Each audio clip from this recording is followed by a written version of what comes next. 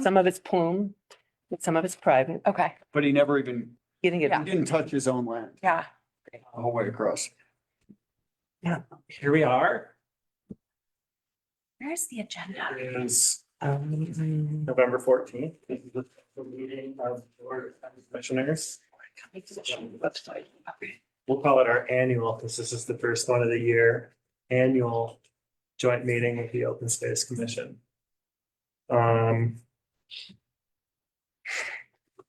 First thing on the agenda is public comment, so I'm just gonna open it up for public comment. Quick, and then we can here for public comment. Is there anybody on Zoom? Megan? No, there's nobody on. Michelle, Zoom. there's Michelle. Thank you, Michelle. I really Michelle's appreciate that. Hello, Michelle. You're awesome. Can you guys hear me? Yes, loud and clear. Okay. Okay, I'm gonna close public comment. Peter. So for starters, you will notice that Commissioner Wheelock is not in the room. He is otherwise occupied, and I think the right way to say this is that he has a lot of faith in the Open Space Commission and is happy with your work. So happy that he doesn't even need to come scold you.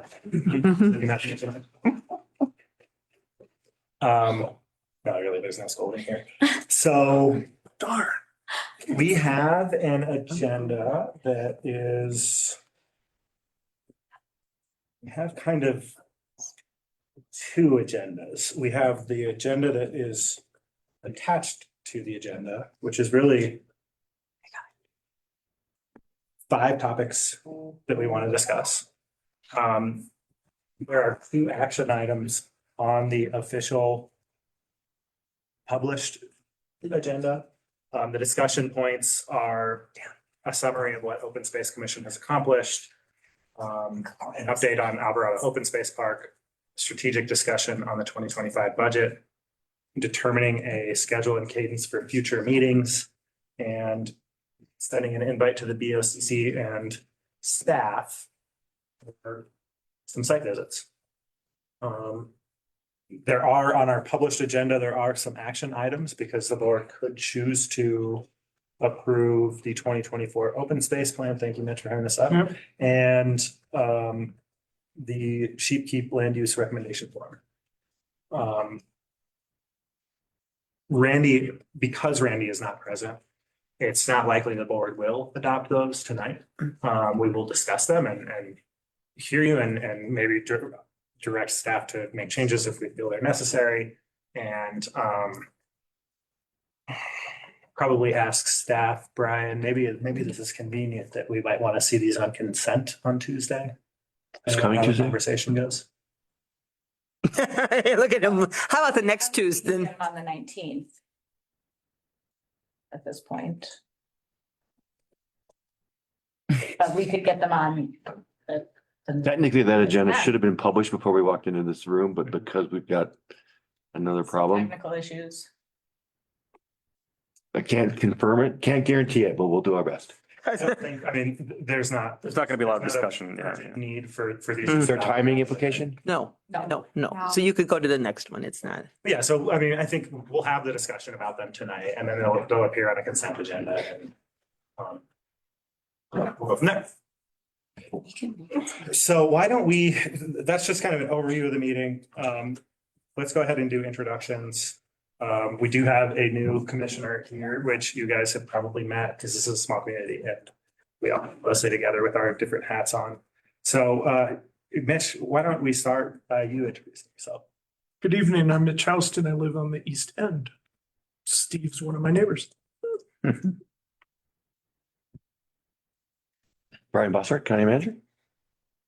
John Butcher, Recreation Facility Manager, Clear Creek County. Martha Tableman, Open Space Coordinator.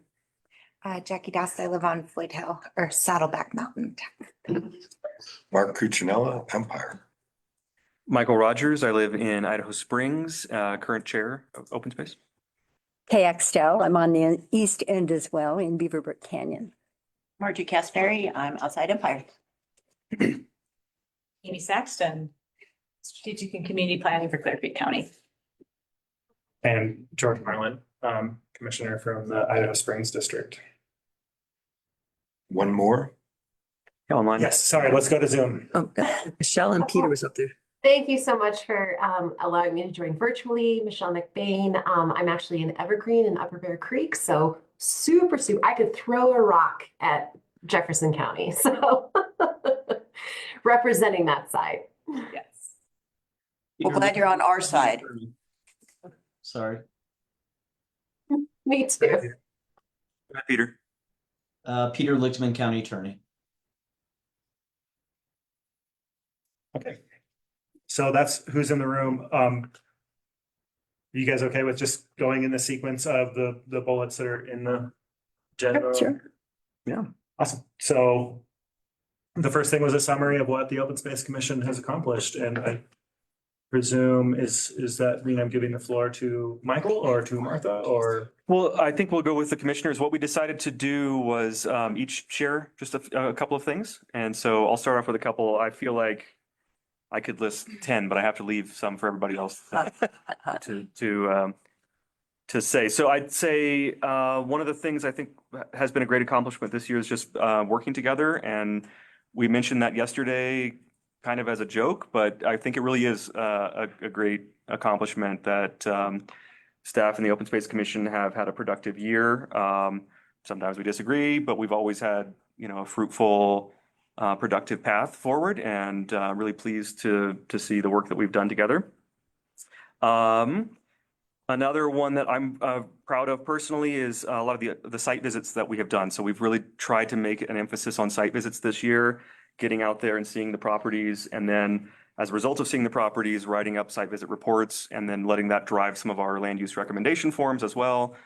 So I don't want to steal any thunder from people who might want to focus on some of the specific site visits, but we've gone to Alps Mountain, Sheep Keep, Geneva Fen, Iron Fens, Geneva Basin, random sites in the middle of nowhere. So we've been all over the place, and Waldorf, of course, and Stevens Gulch on the other side. So really proud of time that we've spent together going to these sites, and that will dovetail to our invitation later, but we'll leave that for another moment. Let's just go around this way, okay? Okay. Well, I'm proud of the community engagement that's developed. I think we've seen a lot of interaction with the community, hearing what they are interested in and sharing with them what we're doing, and we hope to do a lot more of that. Ditto what Kay said. I'm really proud of the open house that we did in for Alvarado. I don't remember what month that was. You might remember, Kay. But we had an amazing turnout. We did. I bet we had close to 100 people come through there and give insight onto Alvarado and what they wanted it to look like in the future, and just engaging with little kids to seniors and just seeing their excitement for what's going on over there, and their desire to really just keep it pristine and hidden in a way that it's really for the community. So I so enjoyed that. And we had burros there. It was like the best day ever. It was mine. It really was. Michelle, if you have any, I know you're the newest. Thank current, you. But, So I'm brand spanking new to this commission, and I joined because I have an investment of legacy in Colorado. My family has had a presence here since the 80s, and I've seen, the growth and the development. And of course, my, focus is on preservation and protecting our spaces for our communities. And I can say in the short time that I've been involved, I've been so impressed, not only with the individuals that show up day to day to do the work and the staff that shows up to do the work, but of course the volunteers as well. The dedication, the passion, the commitment has been incredibly impressive. I think we should all acknowledge that in order to do this kind of work, it does take the time and dedication from volunteers to be able to progress. And I want to make sure that in spite of any challenges that we're facing in the future, as far as budgets, resources, that sort of thing, we can continue to commit that time and energy through the passion and just the emotional connection to what we hold and what we value here. So incredibly blessed to be a part of this. I can do whatever I can to try to, facilitate and grow and drive our mission and our vision. But I just want to acknowledge, being a new member, coming in with sort of little to no knowledge of really what it takes to preserve these spaces. I just can, tip of the hat to everybody here in the room. Very blessed, very grateful, and thank you so much to these teams of individuals that have continued to invest their time and energy and protect our spaces for our communities. So that's my little, just round of applause for everybody. So yeah, Michelle. absolutely. Get me now. Mhm. I would say I've just really enjoyed getting over that administrative hump we were in, and reorganizing, and I've really enjoyed the advisory role a lot. And I think the reorganization was super beneficial. And yeah, I've enjoyed seeing us do work. I felt like there was probably 3 years where we didn't present anything to the BOCC, and I'm not trying to knock us all down, but we've had a lot of action this year in so many ways that we've all talked about. And I'm just so proud to be part of that. And so it's been really great. Michael asked us specifically to name 2 things, so that's what I'm going. Oh, shoot. Didn't need. I never do. So Arto is a real But follower, though. You're good. So I'm going to take that instruction literally. The first thing I want to talk also about the site visits. I think that there's 2 elements to that I appreciate. And the first is the connection to the properties and the land that you can't make unless you get out there and you're on it.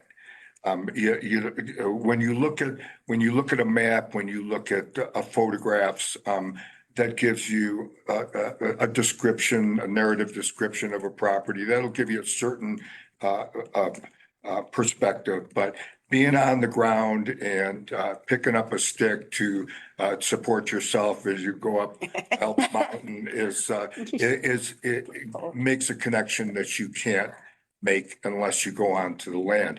And adjacent to that is the connection that we've made among ourselves. It's the one opportunity that we have as Open Space Commission members to interact without interference, without other distractions. Let's say it that way. And for us to find out what the thoughts of each of the members are, without any filtering.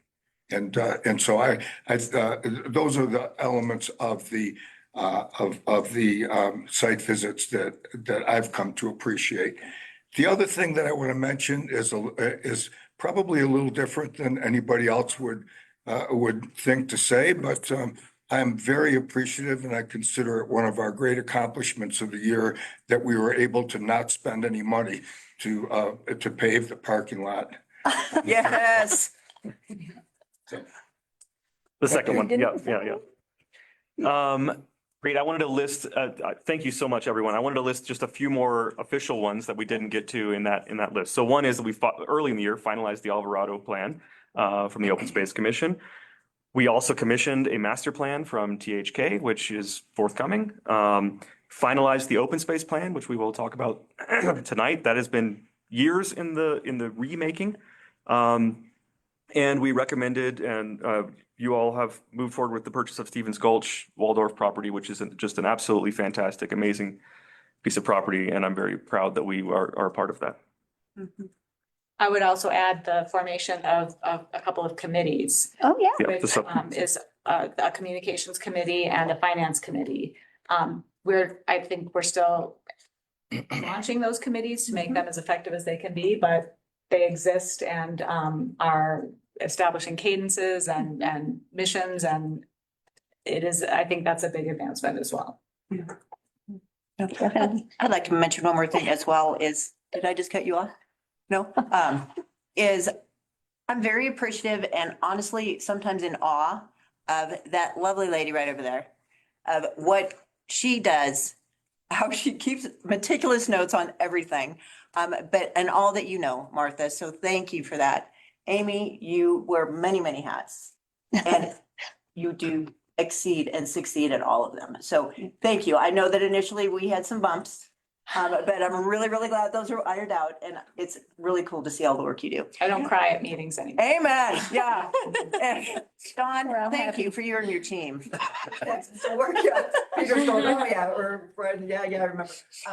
Thank you for all the work that you do and Logan, right? It was so cool to see your presentation last night and just seeing how you guys have worked over the summer to rebuild trails and refine trails. And honestly, in the few years that I have been on the commission, I have not seen that type of work done. Maybe it had been done previously, you might be able to say, but I'm very highly impressed. So thank you to the staff. You guys did a great job. It's rewarding for sure. So thank you, Margie. I'm curious, John, Martha? Mhm. Anything to add to that?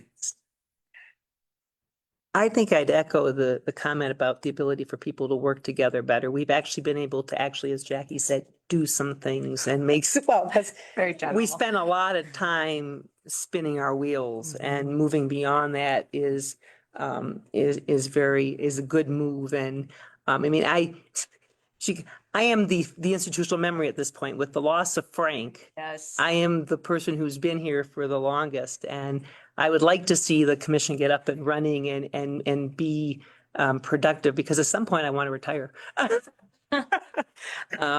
And so it is good to see people engaging and making progress, and so that we can actually move forward and leave a legacy, which is what we've done with things like the Greenway and the purchase of Alvarado and such. So I think that's a huge change, and I think you'll actually see, I would almost say, exponential difference in what you see coming out of the Open Space Commission in the next year. When we get to some of the stuff about what's coming down the pike, we have some opportunities to help Silver Plume again and some other things. And we actually move forward with the master plan in Alvarado, and hopefully we work our way towards the Greenway to seeing if we can piggyback on what CDOT's doing, that those will keep us moving in the way we were moving before.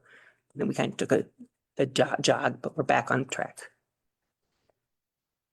I don't want to take too much time because there were just a ton of accomplishments that happened over the summer, from preserving, many parts of like the Silver Creek Trail to really doing a major reroute in Iron Fens to preserve a lot of the resources over there. To just, successfully hiring a team and literally having a cohesive team throughout the entire season. We lost a guy in September, but that's kind of par for the course.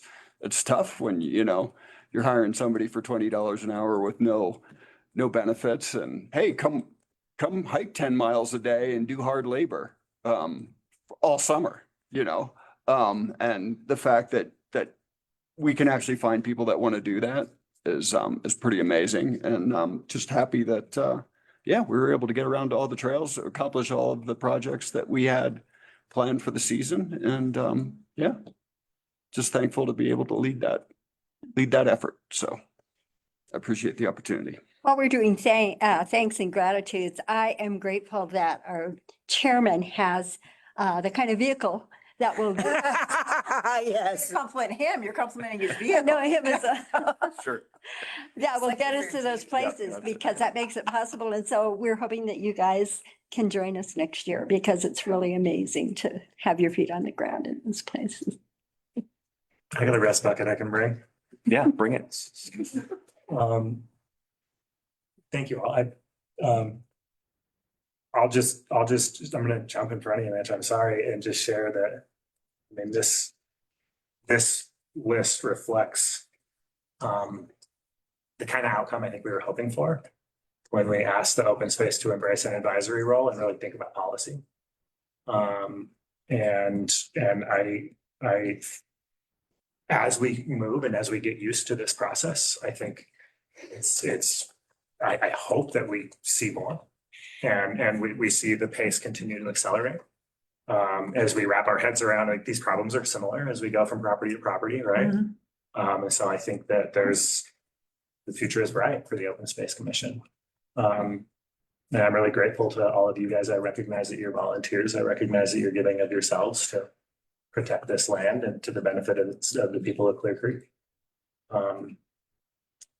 I will add, I can only think of one that isn't on this list that I will add, which is, I got a lot of positive feedback about the work that was done. I don't know if maybe this wasn't open space, maybe this is just Trails Crew, but the work that was done around the animal shelter. That is open space land, correct? Yes, it's the adjacent pieces. I got a lot of good feedback about that. And it was kind of a small thing. It was like, oh, hey, what if we did this? Oh yeah, let's do that. And it's just really good to see. You mean just the trail reroute that we did last season? Yeah. Yeah, it's just good to see the working relationships be good enough that the simple stuff like that can just sort of get done. Yeah. Right. So, yeah, I'm excited. And I hesitate. I think that Sean was one of the most ardent voices of we need to change this mission, and he's not here today. And I think he would be very satisfied with this. I do. He talked a lot with me about what he thought you all should be up to. And I think this is very much in line with that. I want to acknowledge the amount of time you guys put into doing this, and thank you for the citizens of the county. It's hard work and it's good work, and thank you. Thank you. Awesome. Okay, so next is an update on Alvarado Open Space Park. We wanted an update on the master plan and a discussion of the future of the meadow side. Thank you for using that terminology. I am from Idaho Springs. And We all have that brow. Yeah. I'll provide a little bit of comment on this. As I think you know, we are engaged in creating a master plan for Alvarado Open Space Park. We hired THK to help us create a vision for this space. We're close to completing that document. We have held basically 2 public meetings. Margie, you were really referring, I think, to the first one last year. Which was a year ago? I know. Golly. And then we held a second one this year to inform that. We also held a special meeting with the Open Space Commission to really deeply engage with that group as a stakeholder to get their input on the project as well. And have identified goals and vision for the project and are close to producing a plan. That's really the story on that. We will bring that back to you when we have that master plan document complete.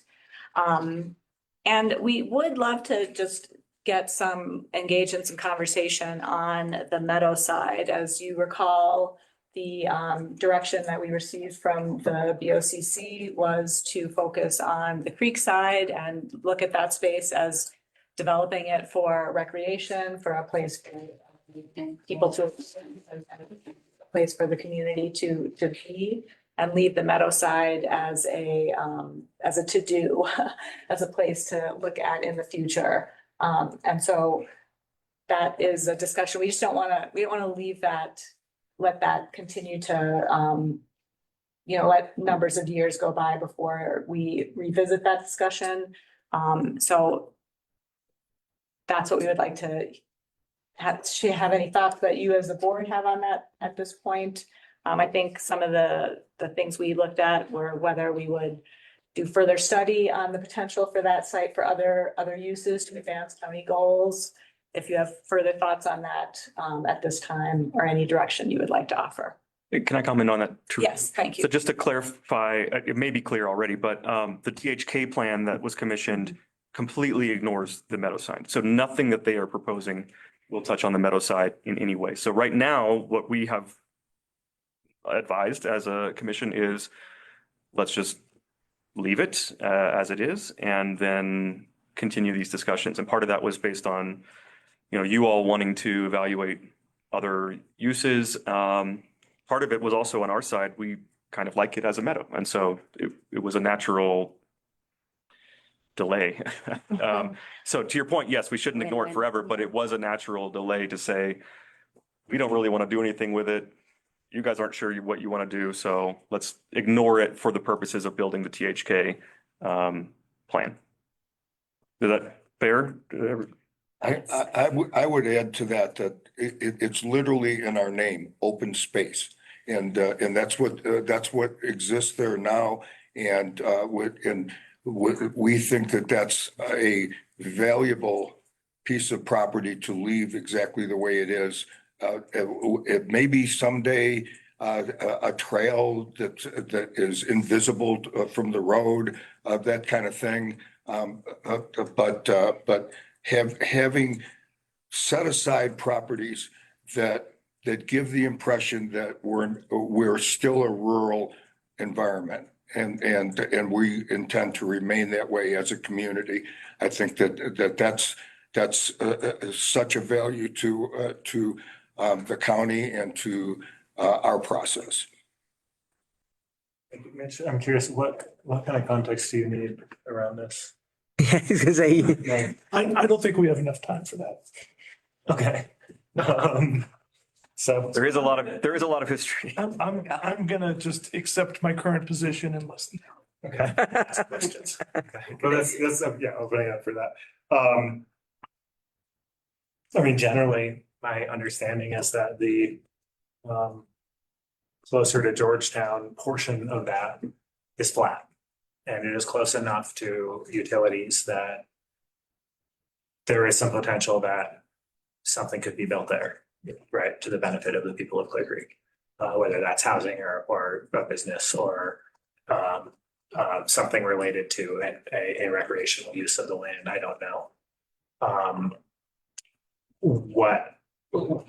What I know, and we've said this before, and so I'll be brief about it, is basically our need to have housing accommodate visitation in a way that brings dollars, because they're walking all over everything already anyway, et cetera, is such that if there's a flat piece of land and it's anywhere close to utilities, we have to take a look at that potential.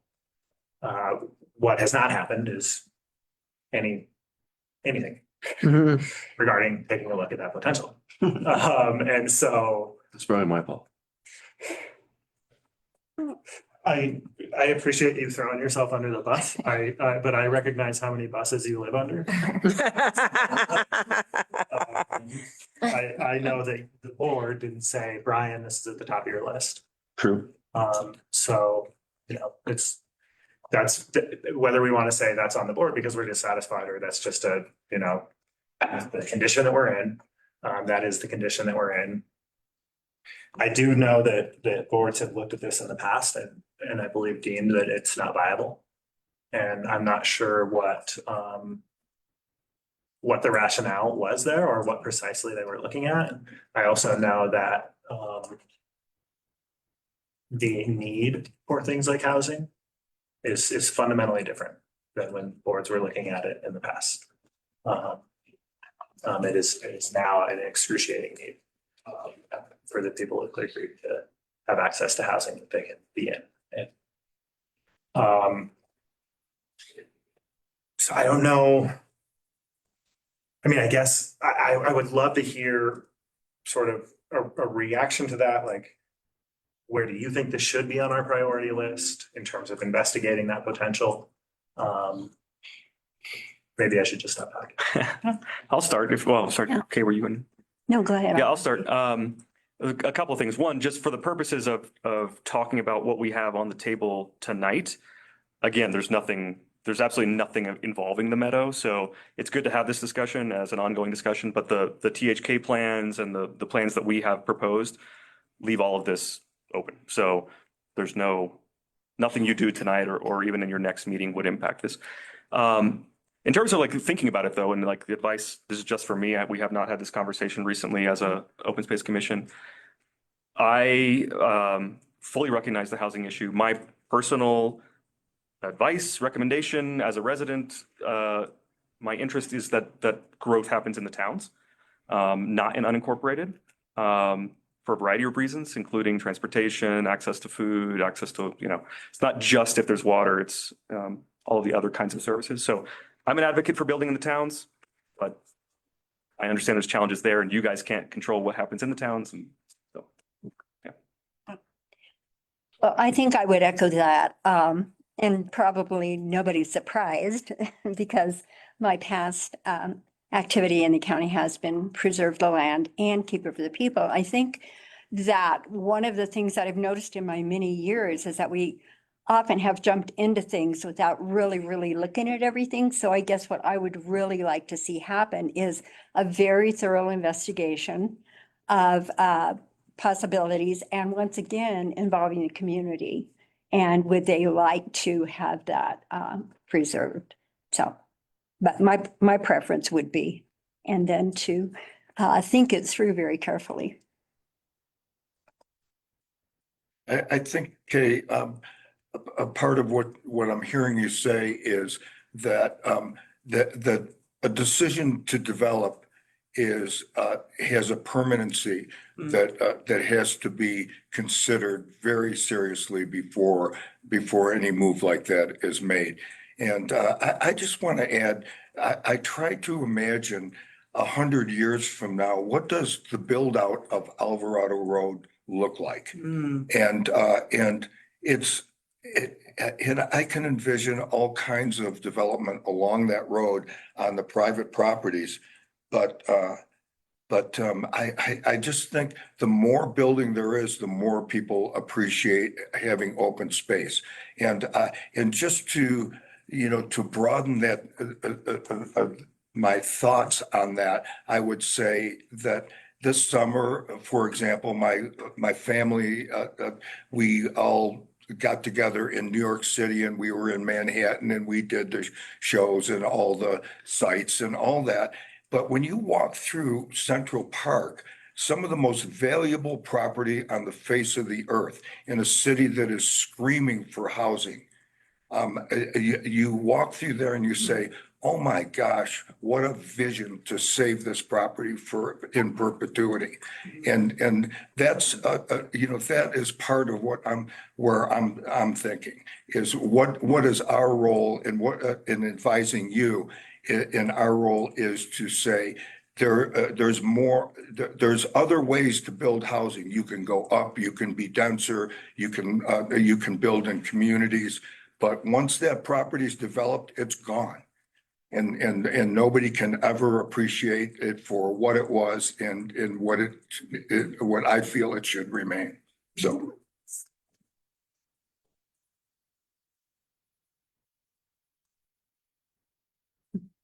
Ditto what they said. So if we asked you guys to give us a land use recommendation on that, you'd say don't build anything here. Yeah, I think that's a good, you want to make it short? Yeah. Yeah. We haven't made a formal, had a discussion, and it's not probably appropriate for us to make a formal recommendation right now. But, the consensus, if you went around the table, would probably be pretty much at the very least wait.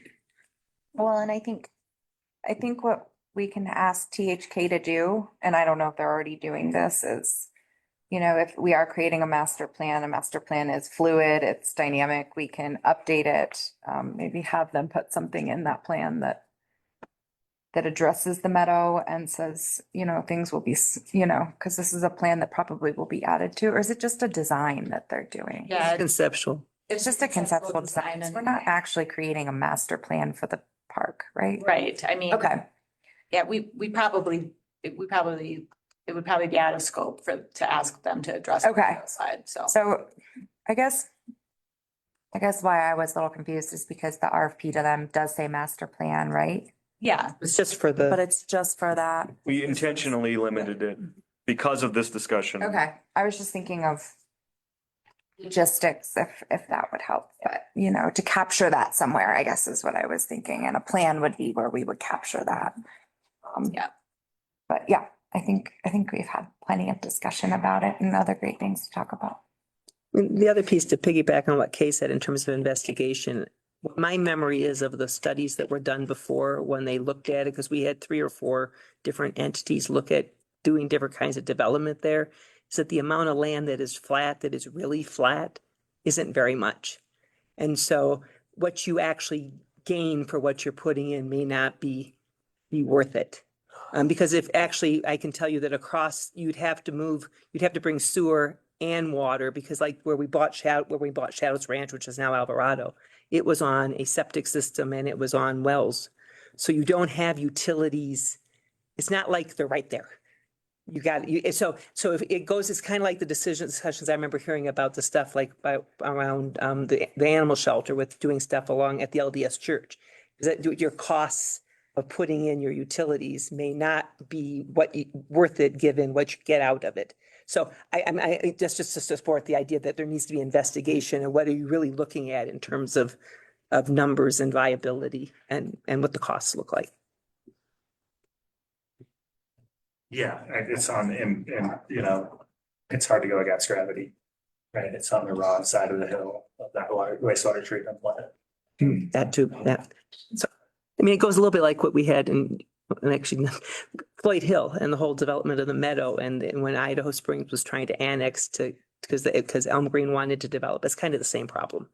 So, but it had a much bigger meadow to build on. So anyways, it's a problem in this county in general, the directions of what you're trying to do and what your resources are. But her request for investigation will give you the answers that we don't have right now. And I think if an investigation happens, it would be good to have a discussion again before, anything happens. If the investigation says there's 4 units possible here, is that worth losing the meadow? If it's 100 units, I mean, those are very different calculations. George, Out of details. Since I haven't been in meetings where you guys have discussed like potential growth and redevelopment, like where are you guys at in your process of identifying properties, and where are you in that process? We have gone through and cataloged all the different properties that we own. Okay. And I mean, there's not a lot of potential there, right? For the reasons that you guys are all stating. And I share philosophically, right? This is why I was so excited to protect the meadow, both the meadow in Empire and the meadow on Floyd Hill. True. And this one is close enough to Georgetown that, nothing is binary, right? Everything is on a spectrum. This one is close enough to Georgetown that there may be something there, right? It may be that there's some kind of a business opportunity that's related to open space use, right? That helps manage the activity that's there. I don't know how that fits the vision from the public of wanting this to be open. Right, like, so it's just it's a conversation that remains immature, because the last time this was discussed in any depth was you all were in the room. So I would just, wearing my planning hat. Yeah. A lot of the questions and assertions and decisions to be made are also could and should be informed by a long-term planning process where we have opportunities to make some decisions more generally about questions like, do we focus housing in the towns versus unincorporated Clear Creek County? Do we have goals to preserve the rural feel of unincorporated Clear Creek County, or is that not a priority that the community buys into and supports from the public perspective, right? How some of those are some of the things we could do from a long-term planning perspective through a process to update our community master plan or other sort of community-wide answering these questions from a foundational perspective could help inform some of the questions here about how we make these decisions and how we through these things, but you can say housing would be an exception and the great, but we don't have to help us choose. And so gating this piece of land without that greater context to make those decisions. So I think that's a relevant part of this, the whole. Yeah, is that what the new, with the municipalities, the new housing authority, whatever you guys are creating, is that part of what you guys are doing on like determining those? Is like, do we build just in the municipalities? Do we build outside? What is the context of that group coming together? I mean, I don't know that the multi-jurisdictional housing authority would do that specifically. But they could help inform some of those decisions and help, work within the context of the different goals that each of the entities have regarding housing. So yes, I don't think I think what I was talking about specifically would be a little bit different, where we really start figuring out how we want to focus economic development, what our long-term planning goals are. Just related, but a slightly different process. George, I've got a question for, I'm unclear what your process is in regards to the planning commission. I know it's been some years since the master plan was developed, and generally speaking, those sorts of documents are reviewed every 5 years, theoretically. And 10, whatever arbitrary number you want to put on it, that's great. But at any rate, it's been quite a few years since that was developed. I can't recall the exact year, but I wonder if that could be a significant part of your process going forward, identifying, because that's part of what the master plan did in the past. It identified the Meadow and Empire as appropriate for recreation and open space, which the Open Space Commission used as a guideline when we recommended the purchase of that property. And so maybe, as you say, a housing need is dynamic. It's ever changing. It's a serious issue. We all know that. And maybe it's time for the Planning Commission to review that. And is there a role for the multi-jurisdictional housing authority to collaborate with the Planning Commission? Is there a role for open space to collaborate in such a process? These are questions that I wonder about, things like that. To come to the clearest decision making, should there be input from stakeholders within the county government? Yeah, I mean, I smile when you started mentioning master plan, because I was opening it. Because I was thinking the same thing. I was like, what does the master plan say? Statute says every 10 years. I think a community that's well resourced might decide to do it more often than that. That's not us. So the current master plan has this future land use map. It's on page 85 of that plan. Right. It identifies that whole area, including our park, as multiple use. And what it says is these areas allow for multiple uses with an emphasis on commercial and residential development. Economic activity and housing for all income levels are encouraged in these areas. This type of mixing and intensity of uses in these areas should be defined in more detail by sub-area plans. I'm not trying to say that's definitive, right? But that's just the information that's in that. Yeah, and again, that was written some years ago, and maybe it's not 10 years yet, and maybe you think that by statute, 10 years should be the number, but it is a dynamic situation, and there are people that are actively trying to define the scope of the problem and the solutions that may exist. And so that seems an obvious place as a foundational management plan. The other piece that reflects, though I'm guessing that looking at the map, is that was private ownership. And therefore, it made sense that it was commercial and residential. When you get up above, you hit Saxon Mountain and you have the stuff to the side that's former BLM, but that whole strip, what we bought was residential and so Joe Sizell ran it as an event center. I was just confirming the year. Whatever year we bought it, I don't remember what year we bought it. But I'm just saying that that was private ownership. And so the plan reflects what was its existence. And so, but I would guess that when he looks at the map, the piece that was former RP&P is probably designated as open space. And so, It's not that precise. And oh, okay. There's basically a big rectangle around Alvarado Road.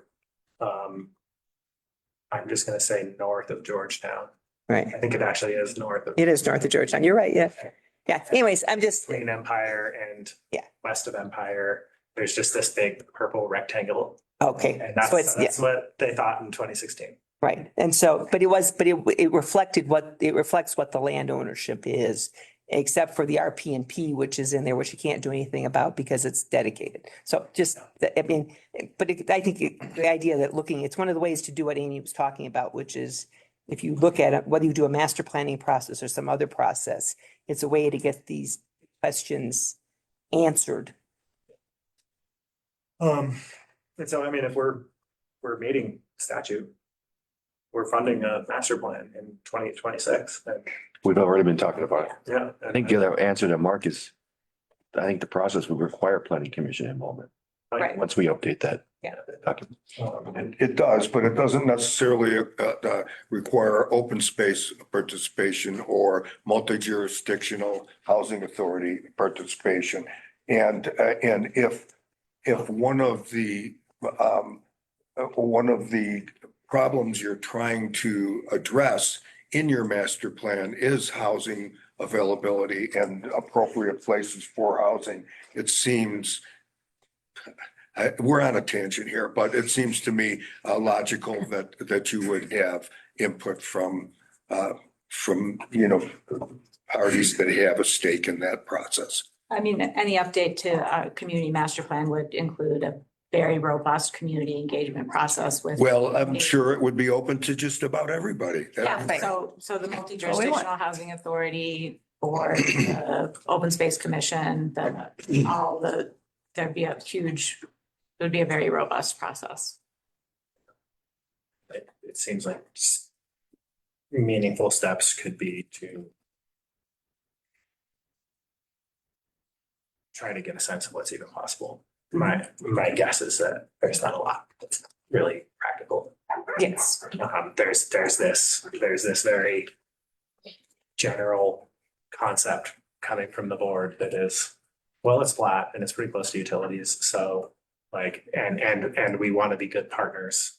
And so like, there's a warning. It's flat, it's close to utilities, no problem. And so that's pretty much it. I don't know if you have anything to add to the conversation. No, that was a good summary. It seems like where Michael started is really where we are ended, which is Right. our current project puts us at the right scale, and leaving the meadow in limbo for now is the right thing to do. So, okay, thank you all. You guys, the next thing, a strategic discussion on the 2025 budget. Yes, I wanted to just bring this to the board's attention, this board, the Board of County Commissioners' attention. We discussed this as an open space commission last night. And this is just basically to share with you all that currently for the second year in a row, the open space commission budget will the open space budget will exceed the available funds for development and management, and we will dip into fund balance. And the core of the story, one important part of the story is that the amount of money that transfers to the general fund to through time spent on open space projects and land, that amount of money plus the cost of covering part of Martha's salary, that that combined exceeds the 40% of the mill, just that. There are some interest revenues and things like that get us close to covering those two expenses, the cost of the trails crew and the cost of Martha. But that means the mill, the 40% of the annual mill does not give us any space to really do any projects or make improvements to facilities or do any additional investments. And so one of the things that the Open Space Commission will be doing in the next year is trying to take a look forward over the next 5 years to say, how do we prioritize projects? How do we make a kind of a strategic plan for how and when we dip into the fund balance? How do we look at our revenues? How do we think about this prospect going forward? Do we need to look at our the revenue we have from the mill? Do we need to look at changing the allocation? What are our strategic opportunities? What are the tools that we have available? How can we make sure our planning process is looking a little bit deeper into time? And so we wanted to just alert you to that is one of the many outcomes of a more strategically oriented group of open space commissioners, and things like creating a finance committee. All of those things will help us in looking at the fund from a more strategic perspective. Do you want to add anything? I'll kick it off again as I have been. To be clear, we're not proposing any of changes related to any of that. It's just in 2025, it's going to be a priority of ours to look what are the long-term options in terms of cost cutting, prioritization, revenue, everything. We want to evaluate all of those possibilities and make sure that we are proposing the right path to you all, and then you'll have to make a decision if there is a major change. For this year, it is worth noting that in collaboration with the staff, there are a list of projects that are significantly over that 2024 revenue that are on the list to be done next year. There are some that are related to safety. There's some related to signage and communication. We think they're important, but there is a sense among us that we are a little uncomfortable spending in the red, right? So we want to reflect that too and make sure that we're hearing from you. And And we may not spend it all. we may not spend it all. It's just kind of, it's a list. It's just, yeah. We're learning. And the largest one, we probably won't. So we're not that in the red. We don't need to get that red yet. And the other piece of it is that On fire. we'll look for opportunities where we can get grant stuff to help us, but Right. you don't put that in the budget because you don't have it allocated yet. So. I'm glad that Okay. Michael concentrated on informational signage and safety, which are related items, of course. And that's going to be our focus and our priority. If we're going to spend a buck, we're going to get a buck's worth out of it. That's what we're after.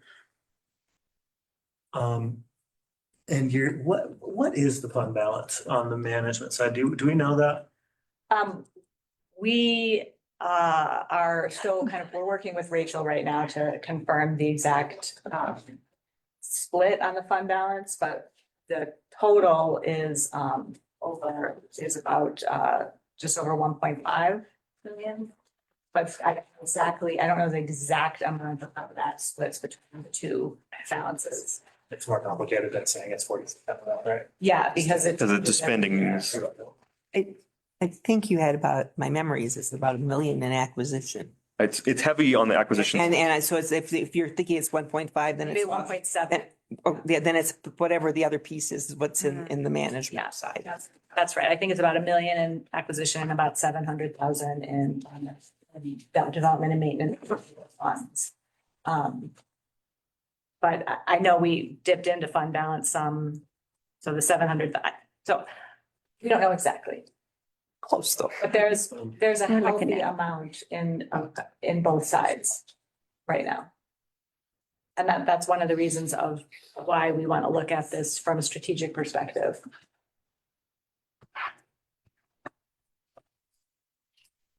The board had a work session on the budget and, the general fund is not in better shape. We're faced with a $4 million budget deficit in our draft budget. Is that 15%, maybe 17% of our annual revenues? And I think that dominated the conversation that the board had. Sorry, what dominated? The deficit. The general fund. Oh, just of the general fund. Yeah. Okay. I'll speak for myself. I noticed that you guys were spending more than you were receiving, and I knew that there was some fairly healthy amount in the management side of that fund. And I'm personally not alarmed that you're talking about doing this. Like we've been asking you all to make progress and cost money. So I'm not worried about that budget for this year. But I can only speak for myself. No, it seems like sensible investing in the future. Well, we also didn't spend money for a Well, few years. years. We also, Just remember that. And it also isn't a negative thing that it's not like we're dipping into the only $2 of savings we have, and it is not sustainable, of course, every year, but it's not like we're draining our savings and being, this is my opinion, being irresponsible with it. Just a reminder that acquisitions are driven in large part, it's opportunity based. And we can go a number of years without what we consider to be a valuable acquisition. And then all of a sudden, maybe we'll have 3 or 4 in succession. On the management side, that's where there's the steadier and more constant expenditure of funds. And so, I was in the restaurant business for 33 years. And if you buy a piece of equipment, that's something you're going to have and you're going to use, and it's going to be an asset.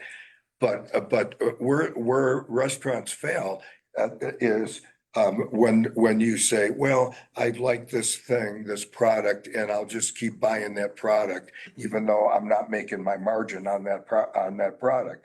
And so there's some element to that. And that's what I mean when I say, when we spend $1, we're going to get $1's worth.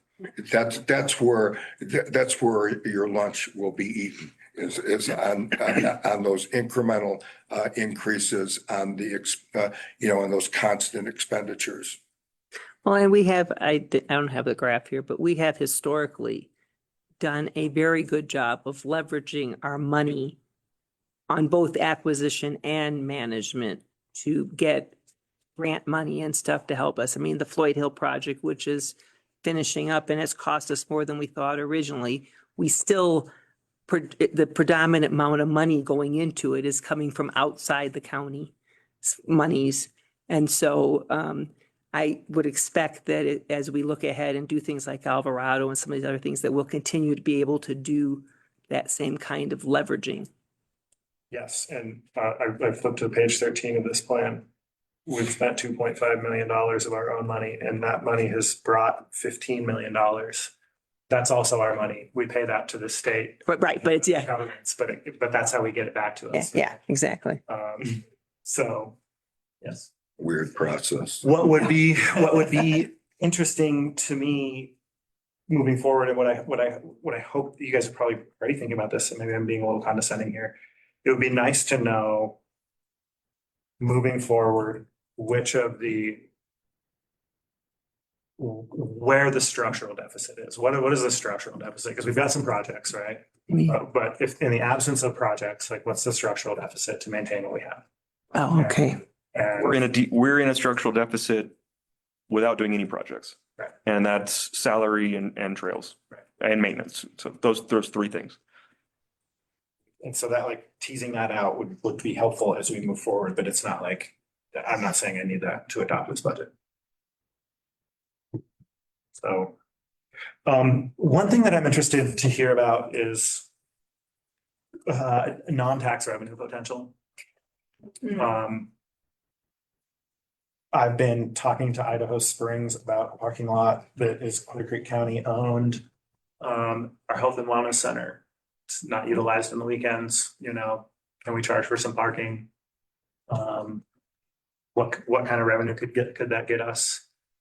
There are open space lands that have parking. Boulder County Open Space has license plate cameras, and Mitch, I'm stealing your thunder. I think you were bringing this up. Keep going.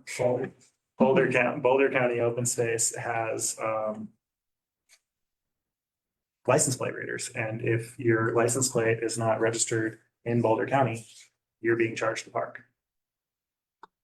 I would love to hear your thoughts, sort of initial reactions now, if you'd like, or I would love to see that kind of get into the mix about whether we think that's viable here. How much in the recreation plan is that talked about?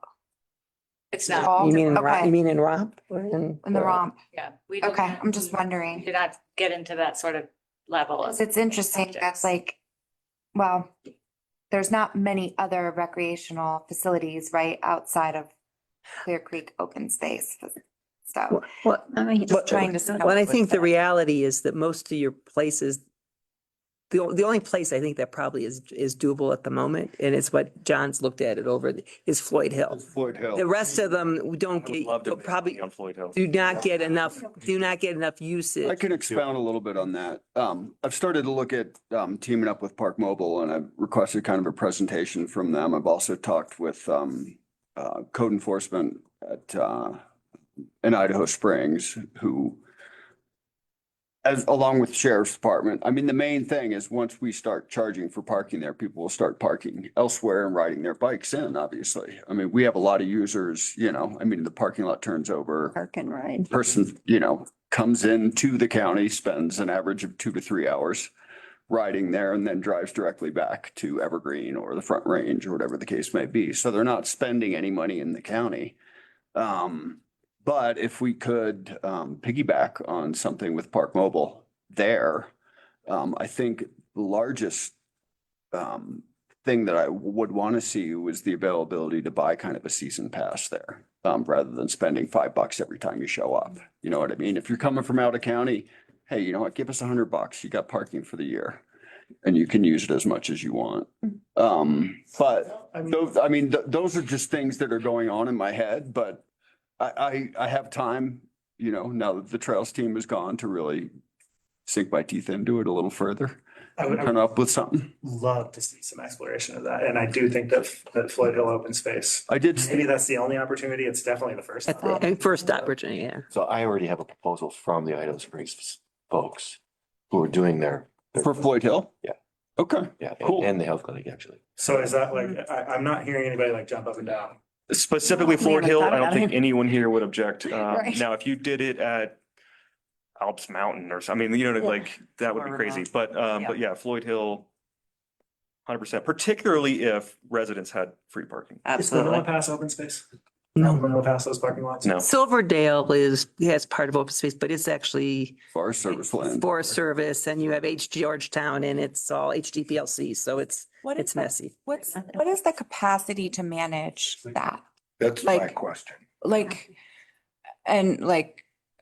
How? Well, if we can piggyback off of what Idaho Springs is already doing, Okay. Gotta be. then, We were talking, then the management becomes capacity. right, They would be enforcing it for us. okay. If they can dance, you don't have to bend up, you only have to pay them a certain amount, then you can make it work. You're right. And the other thing, I think Idaho Springs kind of breaks even, don't they? Do you know? No, they Make money? No. They're making money. I find it kind of just strange, just like choosing somewhere without What the, an assessment or well, understanding there's why another we're point choosing. to it as well. I think it's a really good time to do it because all of a sudden, all the users in the park have seen how much money we've dumped into the park Right. by building this new parking lot. And so that's the improvement that could facilitate an additional And the bath. charging for parking there. Someone driving up from Denver can pay $5 to. Right. Yeah. Right. When you Norm. guys learn more about that, would you just let us know when it happens? Of course. Yeah. And we would be able to frame that as connected with recreation funding, Meaning what? the funds we generate from that parking. We could say that would Does it go back to open space or to the rec department is what she's asking, I think. Well, I Eh. mean, I'm not saying it would create a fund balance or anything, but we could at least say that it would support recreation programming. Given the needs of the county, I'm kind of hoping it would be broader than that, but that's a It could still board be broad, decision then. but And probably, there's probably a legal question there and Yeah. And I think would be more palatable if there was some mention of directing the funds towards trails maintenance there. For the whether or not it's users. exclusive or not. Right, no, exactly, but yeah. Is there anything in our charters that say like anything that funds that are made on open space have to stay within open space? that's a question for the attorney who's. Yeah, Right. It's not a question we have to answer now. Yeah. No, but No, it's a I'm just question to wondering, ask. in order to assist you with your Yeah. the budget deficit, I'm wondering if we could. That'd be great. And like in service of good partnership, not Yeah. like in a different context, like Yeah. Brian is right. Funding open space is really important. So is funding the core county services that are at risk. And there's some stuff there, like, right, like Right. one of the other functions that Amy does is make sure that our neighbors aren't building in ways that burn the forest down or polluting our wells. The reason I asked that question is because I was hoping that we could put it towards the general deficit. Okay, so I think it was taken the wrong way. No, I'm not trying to, I like to have things on the table. That's all. Yeah. Let's figure out how to make the buck and then we'll figure out how to Yeah, right. disperse it. Mitch, I'm curious, do you have any thoughts on this? Unfortunately, it's not focused on open space. When the park fills up at events, the overflow parking goes to the high school. So you need to be cognizant of that happening when someone feels that Yep. they don't want to pay. Yeah. They go- Right, well, and I can say, we generally, when there's events there, they actually usually work with the school district to make sure that parking's allowed. But yes, that's what John's saying, is that if you charge stuff, people will go and park in the park and ride. Well, once we institute it, all I'm saying is we're gonna have to really concentrate on enforcement. So there's. So that, Of the unintended consequences. So we could drill Yeah. down in the weeds a little bit deeper here, but I think conceptually, we're all in agreement that, you know, if there is a way to monetize that without excessive pain of administration, then let's find that way without impacting our neighbors, of course. So Yeah. can we just say that that's, you know, that's our path forward? And George, I'm also hearing, stop me if I'm wrong, not just stopping there, exploring other ways to monetize recreation in a sense. And I want to be cautious about saying that because what I'm not talking about is like, this is our new profit center and we're gonna overwhelm our open space lands and so you're really. try to make 10 cents on a dollar, right? On a dollar of impact. Mhm.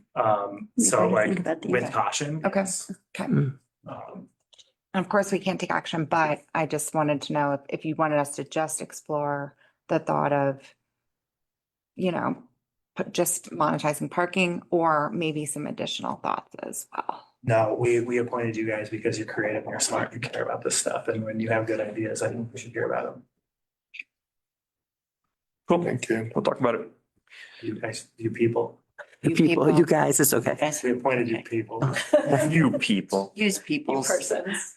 Really move on. Yeah, let's, Good. Cool, that's exciting. I would love to see that. Thank you. It's gonna come up. Sorry, but still got staking. Anything else on? That's taking room. Where were we? budget. budget. Budget, but Anything else on budget? I think so. I know at some point we might we're gonna have to consider either increasing the mill or changing the ratio. I prefer the former. It's pretty far down the list of things. Asks we need to bring to people, but that acquisition funding is really important. George, I think that I hate to speak for everyone, but my sense of listening to conversation among the board members is that this is an issue that needs to be addressed. We're not in crisis. And we want to make sure that when we do make a decision on a recommendation to go forward, that we've thought through all the implications. And the other piece we talked about yesterday is that if we actually are going to go out for a mill, we have to do like the library people did. We need to do a good plan of attack that starts way before you get to that point, so that you have made the case to the public so that you actually can get it passed. So that's on our radar to think about and make a recommendation, but that's it. That's as far as we're. You'll be hearing from us. Yeah. But that's part of the whole thing that when Amy was talking about looking at the whole strategic piece, that it's everything. It's from soup to nuts. Awesome. Anything else on the budget?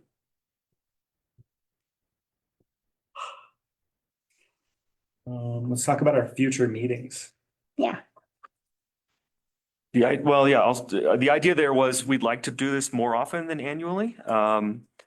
Both to update you all on what we're up to, but also to get feedback from, it'll be a few new people, but hear what your priorities are and what you want to hear from us. So there've been different proposals that have floated around. One would be quarterly, one would be maybe twice a year plus an on-site visit. Love to get your thoughts on that. And I would just throw in, I would love to get. Get it on the books. I'd get decide on a cadence and try to get it calendared, so we don't let a year go by and be like, shit, we never got a we never got a meeting schedule. January 2. I don't know exactly what day, but it's sooner than the president. Okay. Maybe the first. Maybe I'll open the conversation by observing that a joint meeting prior to the decisions about the parking lots on Floyd Hill would have been helpful for all of us. I saw it on Instagram. That's how I learned. That makes a case for. Sure. More than less. Actually, you sent me the Instagram picture. Does quarterly feel like a lot? No. Yes. We're fine with it. We didn't We were know. concerned about you guys. For BOCC. Yeah. Would that be one more meeting on your calendar, or would you just turn one of your? I think we likely would add. It would be more meetings. We have a lot of stuff to. About like triannually. From a staff perspective, quarterly meetings would feel like a lot to me. It feels like a lot to me too, I'll be totally honest, but Well, if we kept it joint, why don't we keep that it? wouldn't be another for you. It wouldn't be another for us. That's true. I mean, joint being replacing our monthly meeting. One of our meetings, Okay. you say, simultaneously. And the other thing could be too is we set them, if we feel like it's not necessary, we could also say we can hold off till, Sure. that's always an option. But we do think, I don't want us lose sight of with the idea of the site visit, having one of the meetings be a site visit that you actually get out on the ground. That would. And I know it's hard, but we have done it in the past. It's way more fun than a And meeting. it's more fun, and B, it really is something about being on the ground and seeing it that will help make it more real.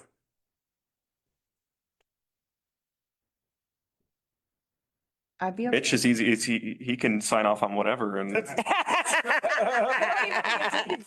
Jeep should be used. I think you guys should just walk on if you. All right, no Totally, problem. Totally. How about you guys?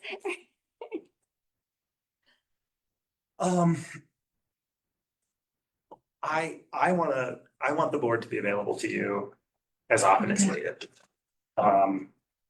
I Great. suspect that if we were meeting quarterly with like a meeting with an agenda, we would find that there's not a lot to discuss meeting by meeting. I think the idea of doing quarterly and having an early summer and a late summer site visit would be awesome. And then we can have like a Q1 and a Q4, That would work. so for the OSC, that would mean twice a year we would not have an OSC meeting on our own. We would just join with them. So it's not on that extra meeting. Mhm. Twice a year, we would have an extra onsite. We would still have our summer meetings, but we would add 2 onsites, which we've been doing anyway. So, That's it. but they would be invited. So I'll be my forerunner on there. absolutely. I've got walkies and we, Yeah, Pretty fun. tell you which turn to take. it's really fun. Our It's county exciting. manager and our assistant county manager both have Jeeps. On our Oh, block, excellent. we just park Jeeps all the way around. Yes, we do. They live next door to each other. This is not the Colorado way. Yeah. They're supposed to have Subarus, right? I mean, that's. Subarus are down the hill. Yeah, I know. Grabbing the Subarus and Flowers. I'm sorry. Yeah, it won't make it up there, believe So me. we want, you were trying to get a permanent date. Do we want to wait and let Beth figure out a date when she gets, because you have two people coming in who have calendars that we have no idea That's what what they I was are. Thinking, we're making meetings for Their them. calendars are empty. Well, that's the thing. Well, but they might have My vacations point. planned or I something. think it would be better to put it Yeah. Right. before, and then that's just on their calendar when they join as commissioners. It's a requirement. February, November open space dates, which are the second Wednesdays. Somebody's calendar is pretty full. Yeah, that makes sense. The on-sites February, will- November, will- and then on-sites. Play by ear. We'll have to wait because you have to wait for snow melt and. Right. June and- Well, you're probably looking at, ideally, you're really looking at sort of May, June and August. Well, I said, I mean. June down low and. And yeah, but that's if you're looking at two times he said early and late summer, you're kind of looking May, June and August, maybe September. So that's, Maybe the two dates allow for flexible Mhm. attendance, right, right? but you've got parameters. Gonna have to be, yeah. Site, we got two dates and we try to get as much attendance, try to at least attend one. I would suggest we don't need to define the on-sites today. I can follow up later, but the two joint meetings would be nice to say, whatever you said, February and November, or what, whatever. Work. Second Wednesday in February is great. Good. Just do that. And then I think that we're a little bit late in October. I'd love to have a strategic budget conversation before we see the draft. You- So it's October. October, okay. That makes sense to you, Brian? I was just looking at my calendar. I didn't hear that. It's the best time to have a conversation that is really informative of the budget is in October, not in November. Right. Because like Yes. if we came out of this meeting wanting to change the budget, staff would be saying, Ah! "We gotta change the budget book again." Ideally, it would be earlier than that because we gotta have a budget to you in mid-October. You want September? Proposed budget is in your hands. Now, I've, So September. the latest, So let's do September. the latest. Second Wednesday of September. Does that work for you guys? Yeah, okay. Second September's are your regular times anyway. Mhm, yeah. Second Wednesday is always our meeting, yeah. So then we just figure out the site visits, but you've got two permanent. February 12th, and if No I trip can for ask, you. I've never been to the Iron Fence. It's the only open space property I've never been to. Which one have you never One been? of I the, shouldn't say it's the only one. There's. it's the major one. Iron But, Fence. Iron Fence? I would love to go to the Iron Fence with you guys. Yeah. Oh, It's yeah. very cool. Well, and even if we don't, you could actually get you there Yeah, some we other just time went. too. Yeah, we'll go again, of course. Gorgeous. Love It's it. very special. Mhm. That's a long meeting though. But that's an all day because all- it takes all day to get there and get back. As long as I was thinking it No. would. It really didn't. And you went and hiked Wanna go high leaf Sunday? season. Yeah. It's a little snowy at the moment, isn't it? I've been thinking about it. Very good. Okay. Maybe it makes sense for us to think about going and checking out the Stevens Gulch properties. I presume that they'll be actually purchased. Well, the closing date, that's one of the things we had on the list. We can update you on that really quickly, which is the contract is out for signature. It'll be on your consent agenda next Tuesday. And the closing date that I saw in there that Bob mentioned was the 26th of December. Yeah. So, and everything is falling into place, all the due diligence stuff. So yeah, we will have it. And that actually is a pretty, it doesn't take all day. It's a quick, No, it's easy. Well, if we go in from Stevens Gulch side, the others, the the other side's hard. McClellan Mountain is, Part of them are on the Waldorf side and the other part on Stevens Gulch. So depending which way you go, it takes longer. So, We just covered our next agenda item. right, that's what I figured it was there. I was trying to, in the interest of time. Okay, anything else on any of those other five bullets? We have two documents that we need to discuss. But the only other thing that we were going to talk about, and I don't know if it made the bullets or not, sure. if you remember last year, the Jack Pine folks sold Silver Plume a bunch of the claims that are at the bottom of over there behind Plume and to the west. The Forest Service is up at the top. The people in between that own, I think it's 95 claims, if my memory's correct. Something is the Kennedy Taylor Foundation or something. It's a family that's owned it for years. They now have it on the market. Cindy Neely approached Plume. Plume is interested, came and talked to us just to see if we were interested in general.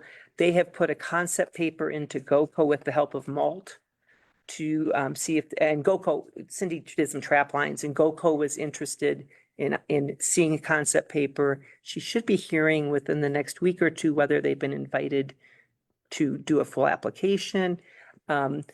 If they get that approval, then I think they will be coming back to us asking if we are willing to help pay, like we helped pay some money on the lower stuff. So we wanted to give you a heads up so that we weren't surprising you with things coming down the pike. And it makes a lot of, if those properties get purchased, you essentially have all of, I think it's Republican Mountain protected, which is a very important piece of the sort of landmark historic district and the view shed from 70 and everything. So wanted to make sure that you knew that that was there. There also is huge interest from CPW. Their timing just isn't quite right because it's key for the herd. And, we have the sheep keep, which we'll get to. It relates, but it's all part of the same herd. So anyways, expect to hear more on that. This wouldn't be a acquisition, Right.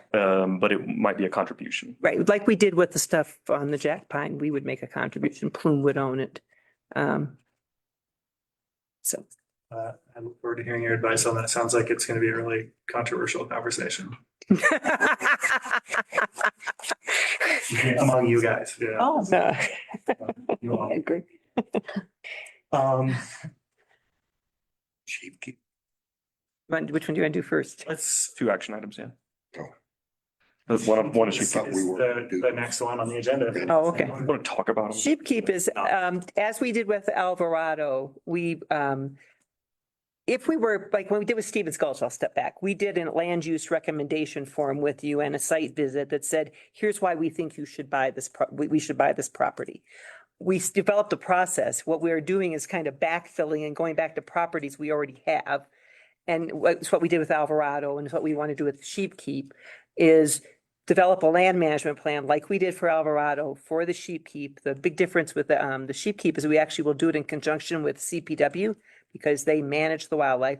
We actually started this process about 10 years ago, and then it kind of got left off for a lot of reasons because the Division of Wildlife person moved.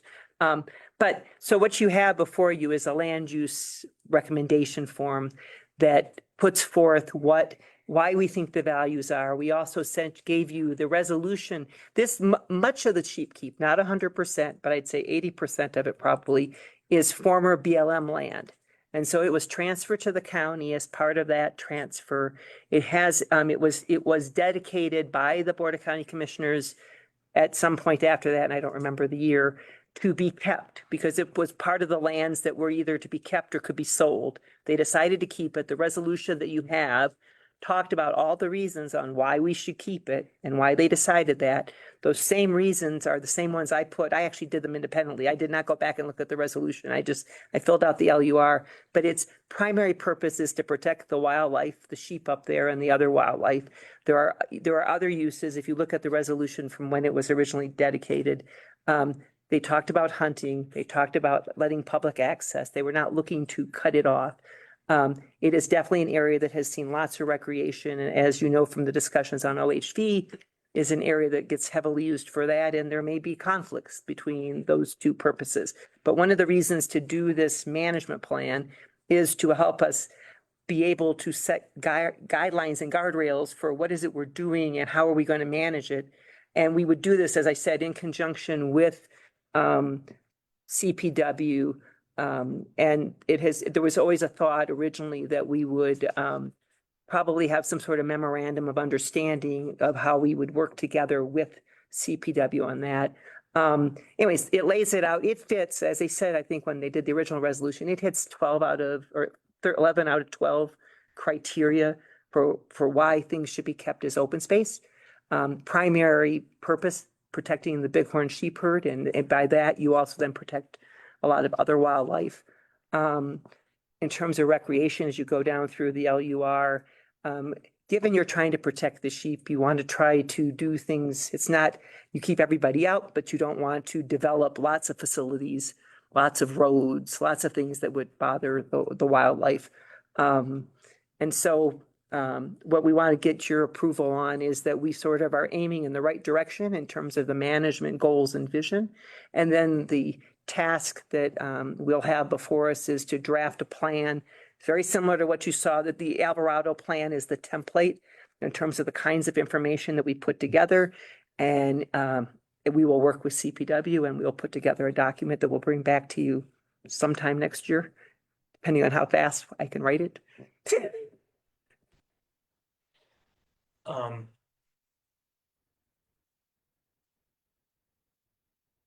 me defer to you. Yeah. With my limited experience here, I really like the idea and I support moving forward with the plan. It fits well with other conversations we've had about sheep in that part of the world. You can actually see a lot of it behind you. All the pink above the road Right behind you on the map, right behind you. is sheep keep. It's from a development standpoint, you don't have to worry about it at all because it's wildly undevelopable. So yeah, really the only thing that's happening there that we'll have to look into more in depth is OHV use because that is increasing and may or may not, we need to talk to CPW, but be impacting the wildlife. I mean, some of the management kinds of Probably things, is. maybe things like seasonal closures and stuff of roads. Road closures, seasonal. Okay. Yeah. From my perspective, I think that a lot of the planning that we develop will be driven by CPW. That's because that is the primary use of that property and they're the experts on managing wildlife habitat. I have a sense that there, as has been said, that there's going to be conflict between recreational users up there, OHVs in particular, and wildlife management. And so it just seems logical to me that this is going to require a higher level of management than maybe any property we have. Maybe there's an exception, but because of the interaction with inherent conflict between OHV use and wildlife management, I just think that there's going to be a need for gates, closures, maybe acquisition of some of the in-holdings. There may be recommendations for that. So this is going to be probably a more comprehensive and maybe more complicated plan once it's developed, but that's just my sense. No, I think you're right, Mark. And I also think we've discussed hiring a consultant to help draft the plan and stuff like that. I think we've talked about that, haven't we? Because it's gonna be a little more. Have we Well, talked about that? No. I don't think on this so. one we have, but we can in another meeting. Maybe that Jackie, was- I You think know, that just remains. it's an advanced plan, is what you're saying. Absolutely. That And, would be even beyond a lot of people's but expertise. once we get started, once we get started with Joe and CPW, I think we'll have a clear idea of the outlines of what we need to accomplish. And that will dictate the process, I think.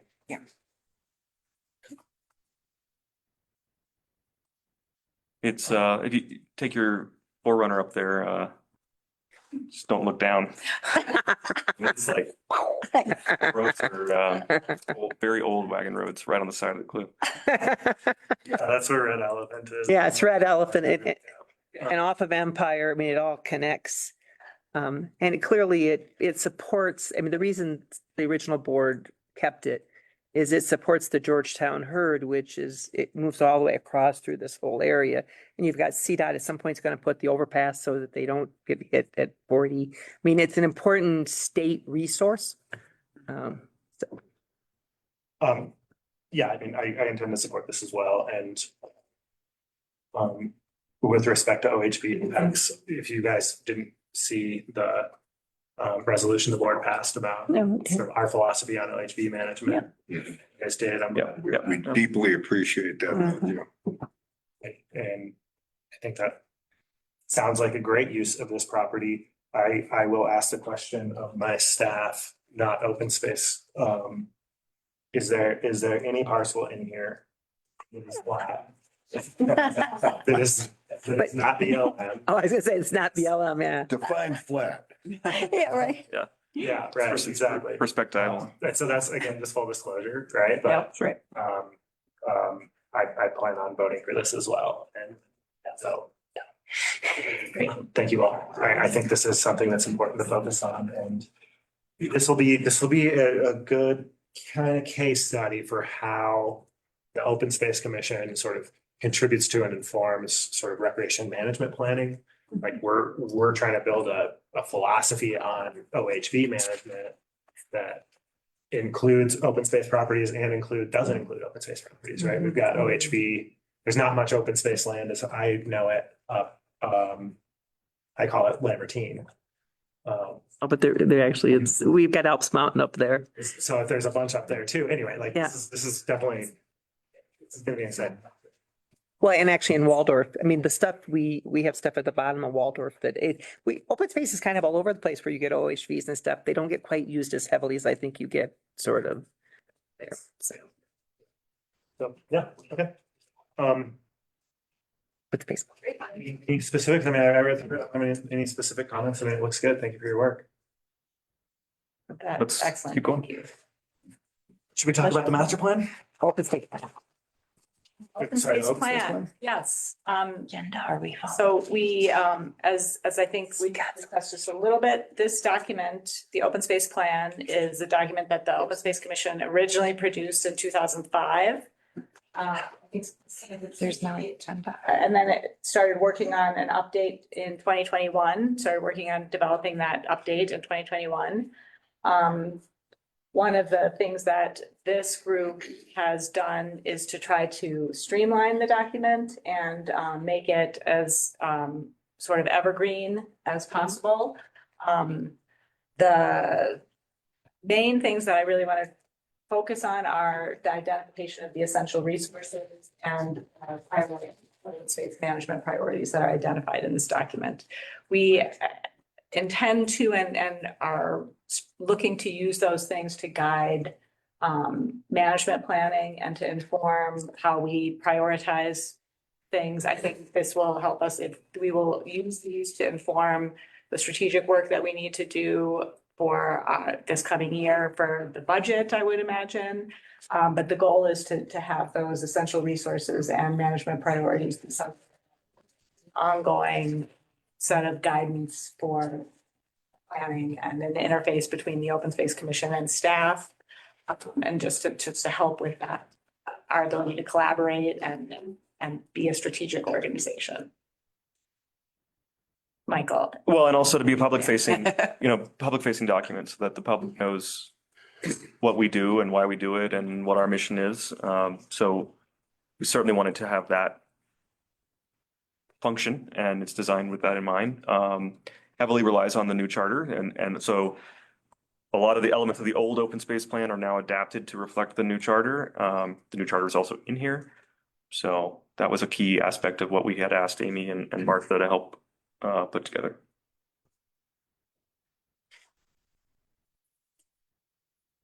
Any comments from you, Mitch, about it? No, I got through the first whopping 3 pages yesterday and then got sidetracked. So I promise before it comes before us that I will. Perfect. I mean, it's like some general comments. I like that it's fairly specific without, you use the word evergreen, without identifying specific action steps, right? It sort of talks about the nature of the actions and the philosophy behind the actions. I think that it's a really good place to start with, is to develop something like this and kind of evergreen, that you're not having to constantly go and change. The conversation I'm most interested in happening is what's next, because I think this is a really excellent document. And that's where like the things like the land management plans is where it's sort of where you're actually trying to take this broad concept and apply it to the specific areas. And what we did have identified at one point is we have a zillion pieces of property, but let's start with key areas. So we did Alvarado, we're looking at Sheep Keep. The Floyd Hill area, which includes more than the trailhead, but includes all the canyon and all the 700 acres is one. Geneva Basin, Mouse Mountain, we'll try to work our way through those. And we have some hope that as we move along that we get faster at them, which may or may not be true because they're all kind of unique.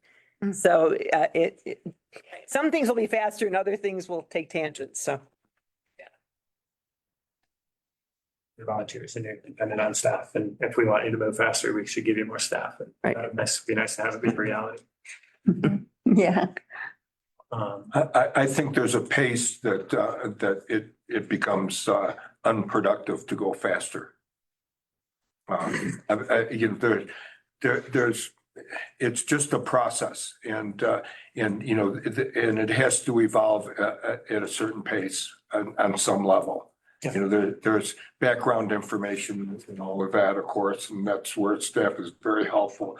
But, you know, it has to be worked through each one and, you know, compared to the plan that you're going to, I assume, adopt here pretty soon for us. And, you know, it has to, we'll constantly be referring back to that for guidance and, you know, that's just a process that's going to take time for these properties to do it right. We're confident that we're up to it though. And like these, we've owned these properties for a long time. I do think that this current group has made a lot more progress than we've seen in the past. And there are a lot of reasons to that we don't have to get into, but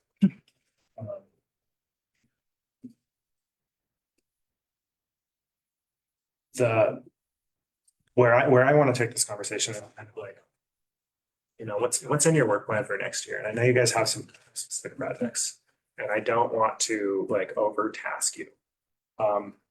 What would be really helpful for me would be to know sort of as you inventory the properties, like how are you ranking them? Like which ones are you going to get to first? Which, you know, and I'm not like asking for like a huge report on it, right? But that would be helpful.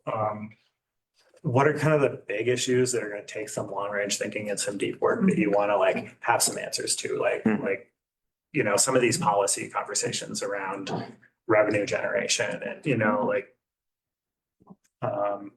Like these are things that we could discuss in February. yeah, these are things we can discuss in February and just things that I'd like to see on your agendas and see you guys kind of not building master plans around, but just like here's kind of our work plan and kind of our. I think we attempted like with that project list to prioritize and Yeah. it just hasn't come to fruition. For the, But the- I'm sorry. For the land management plans, we do have, and you and I can revisit that list that we made, which was, you know, volume of people that are using a property, urgency of environmental impact, you know, there was like 5 criteria of which properties to focus on first. Sheepkeep was the top one, which is what we're working on now. Iron Fens and Alps Mountain are kind of the 2 next, probably Iron Fens because I don't know if you guys know this, but it's really picking up in traffic and there are some sensitive ecological impacts if we don't get ahead of that. So we kind of have an idea of how to prioritize those projects. And I think the land management plans are a big piece of what we intend to do next year in terms of strategic thinking. And then project work is a separate kind of bucket Yeah. related to that, but not the same as And that. like prioritizing the properties and having them properly organized And then signage and safety. So Mark already mentioned that, but that's a key thing that we want for 2025. But I think that going off of what you were talking about, the policies, and this may not be like the right one, but that there's issues like non-motorized use versus motorized use on properties. How developed does a trailhead need to be? You have a trailhead like Floyd Hill, it's really developed, and you have something like, I'm gonna say Moose Holler, because it's a little pull-off, or the one up on Saddleback where it's a little pull-off and you have a place for 3 cars. I mean, those are also the kinds of you know, you're talking about revenue, but those are some of the kinds of policy discussions that if you look at them in the big picture, then help you decide what you're doing when you're looking at place A. So we've had a lot of discussion about that. Yeah. I don't want to get too far into the weeds on this, but the Iron Fence, when we were up there this past time, it's the first time that we've ever seen that anything close to that level of activity. And we asked some of the people that were going in, how did you hear about this? Oh, it's all over Social media. Facebook Really? and yeah. Instagram and Facebook. And it's widely known that this is an awesome place to come and visit. So even though we're committed to the sheep keep process, we're going to have to spend some time addressing the iron fence as well. Yeah.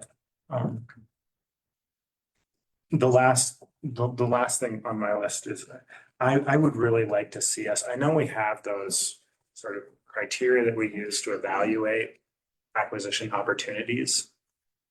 I would really like to see us kind of on a map, identify areas that we're interested in purchasing. Not specific properties, but like we know sort of culturally, I don't know a better way to say this, like that we've long aspired to protect this area, right up, right. I'm High mountain basins, right? Is that what you- well, high mountain specific basins, but I'm talking about specifically like the bottom of Vanilla Pass here, right? Oh, okay. I'm really excited to be able to acquire the Notch Trail. Yeah. And I would like to see us kind of have that and have it in writing and have the rationale documented. And, you know, one of the things that we can do to improve ourselves, like government wide, is to lean a lot more on, you know, this, right, rather than hoping to get the time with the people that have the institutional knowledge, right? Like I just think it's important to get this stuff in writing. That's a difficult task to broadly define areas when most of the time it's very specific properties that we're talking about that to my knowledge that we've looked at and that we would look at in the future.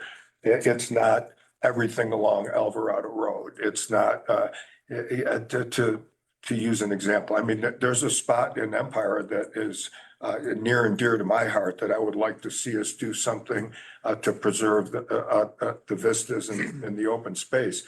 But I couldn't put that on a list without describing somebody's property. Yeah, I mean- I have I'm not gonna say it We all have. in a a public special- meeting. Yeah. Yeah, but I've got an area, it's to your thing, it's not a property, it's a whole area that I think should be protected, but I know there's 4 properties. So if I say that area, then I've announced that the county is willing to pay for those 4 properties. What we have done in the past, and some of it predates my Just be an institutional assessment. memory. It doesn't have to be anything. You had the High Mountain Basin project that identified high mountain basins. And if you look at the original plan from 2005, I think those were identified in the open space plan as a focus area. We had stuff like along the Greenway.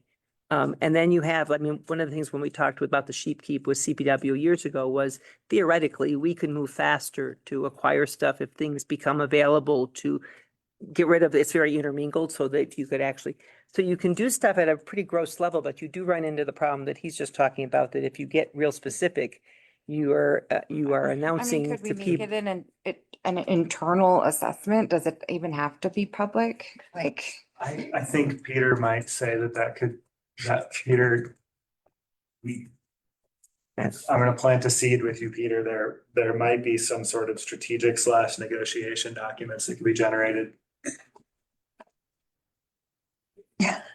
He said, Peter? he said, are you muted, Looking Peter? for me to say something or just agree with? You want to know whether that's possible? Looking for you to nod and say, yeah, George, you're right, but you know, sometimes that doesn't happen.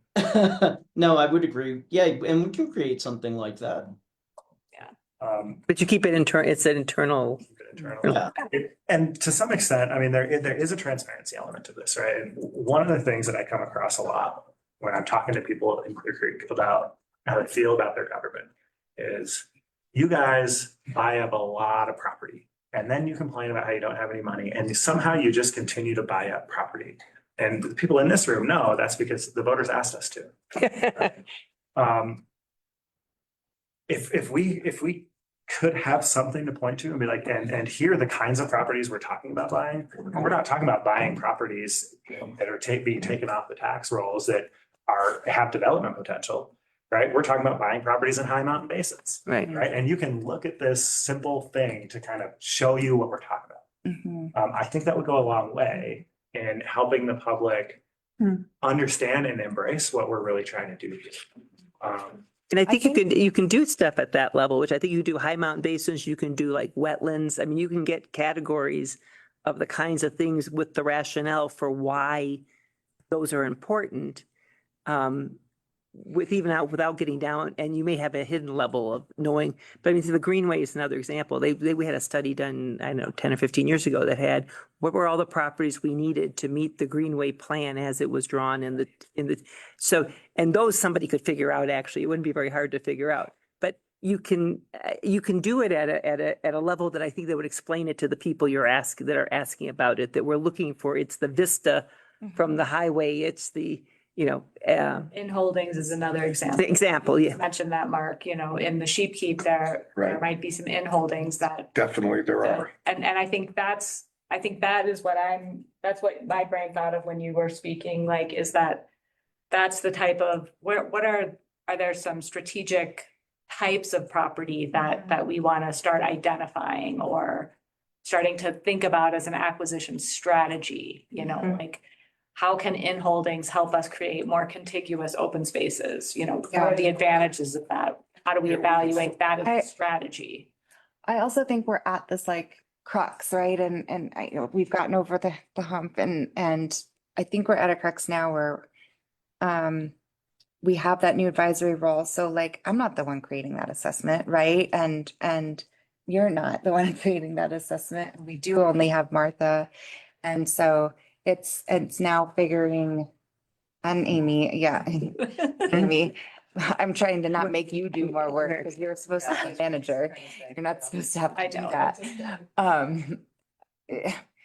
Like tasking people with creating that, right? And so like, I don't have the authority at all to task Martha to do that. And He so, does.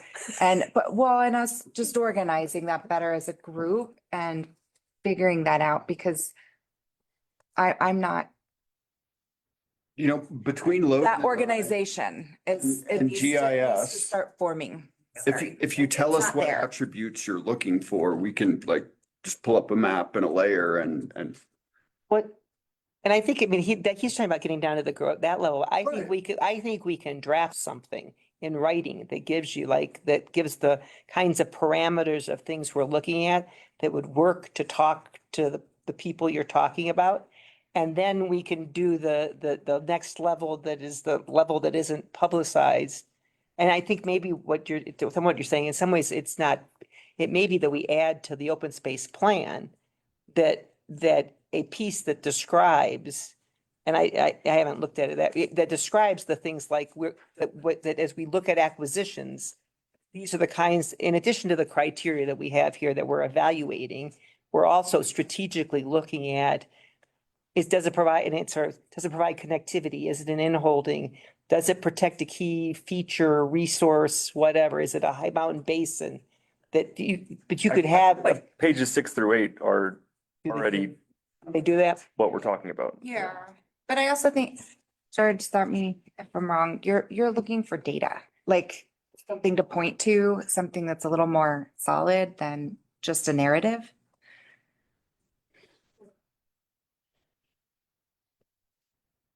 I mean, touche, Michael.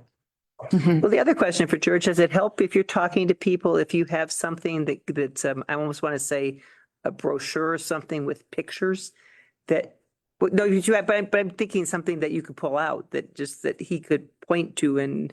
Like a one pager, here are the types of property. Yeah, Sure. that you take something small that captures what's there in a one pager for somebody to look at. I think this is good fodder for our February meeting. Yeah. To dig into this a little bit more. Yeah. I think it's really interesting getting that feedback from you though, George. I've never thought of someone saying to you, why is the county buying up so much? I mean. It's a really, because it is the county and yeah, that's a whole, I'm leaving this meeting with a very different perspective, right? Well, for years, there's a whole group of people that lived in the county and many of them have probably died off actually because they were the old people. Died off? No, they really have died off. Horrible. But is that people were like, we have, 70 or 80% of the county is public land, so why are we buying more public Okay. lands?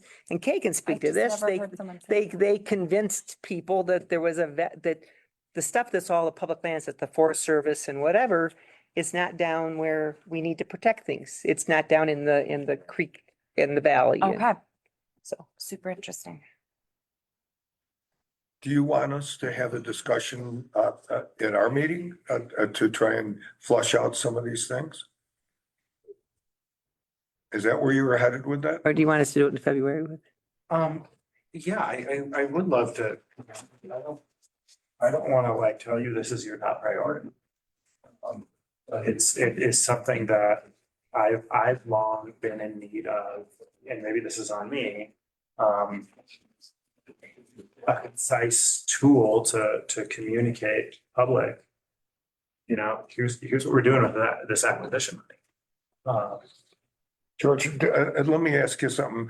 Do you think that it's difficult for people to differentiate between open space and building properties within the town, properties with buildings within the town that the county has acquired for administrative use? I don't think so. My sense is that people, they see that and they, for instance, the annex and I know in DLD, the church is, that's a big sore spot with some people, but that's not open space.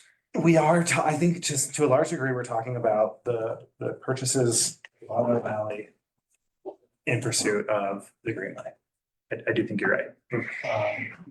It's this pervasive narrative that I've been aware of, you know, my whole life here. And you're right, you know, we bought the lumberyard and we built a clinic. We bought the Jacob House and they sold it to Idaho Springs. We bought the resource center that used to be a federal property, right? So anyway, I'm gonna get off my soapbox. I'm not asking for like a huge project. I would love something concise. I think we have the resources now to have Amy and Martha mock something up and us look at it and say, you know, we love it or whatever. Because I think the plan has pretty close to what you're wanting, but we could put it in a one page that you can carry around and. And one other tool we are planning on adding to our repertoire is developing an annual report, which would be a more document that would change each year, that would talk about recent accomplishments, that could talk about what were the acquisitions that happened that year, what are the improvements that happened that year, what are the trail developments that we did. You know, basically it would be a way to tell the public, what did we do with your money? And I think I heard one of the things that you just said made me think of that. You know, it wouldn't be a one pager, but it would be something that would tell people, which I think we owe the public, right? An opportunity to say, How many have you done though? what did we do? did it in the What did we do with your money? You know, Mhm. and here's what we did. We've always done one, but just three, not for the past 3 years. More than 3. 2016 was last Is year. that the last one I did? If she remembers doing one in 2016. Oh, yeah, all right, but it is required too. In our, It's required. I'm it like, is a requirement. Yeah, it's not just we would like to. Yeah, and that is something that's been, Martha and I have been, it's been on our list for several months, and this keeps falling because we have other things like grants and things to do. The So, work is really exciting. The reports are. hell yeah. So, but you're right, George, that and what you're saying, I've heard I've been here for almost 20 years. It's something that it's always out there from the people who don't understand open space, from the people who were the people that pushed for the creation and whatever, those folks understood the value. And I think what would be interesting, and Michael's an example of this, and Jackie's, the demographics are changing in the county. And it would be interesting to get a sense, because you had a lot with the old miners and people who were resource-based and had been here forever. And you've got lots of people moving into the county who may see more value in open space and be less, and maybe why they moved here. So anyways, it would be interesting to see whether, but that's been a standard line for many, many years. Okay. Well, that's kind of the balance of my comments. I mean, anybody else have anything else for the good of the order?